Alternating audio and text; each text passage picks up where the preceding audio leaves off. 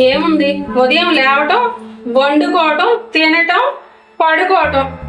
ఆ మహానుభావుడు పోయి 3 ఏళ్ళు అయ్యింది. నేను ఉప్పు కారం తింటున్న మనిషినేగా, నాకు ఉంటాయి కోరికలు.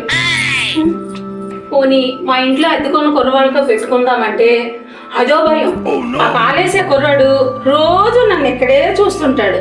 పోనీ వాడితో పెట్టుకుందామంటే అమ్మో ఇంకేమన్నా ఉందా, ఇంటింటికి వెళ్తాడు, ఎవరి దగ్గర చెప్పేస్తాడు, ఇంకేమన్నా ఉందా.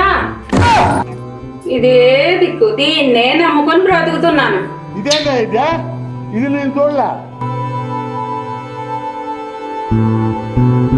Aunty aunty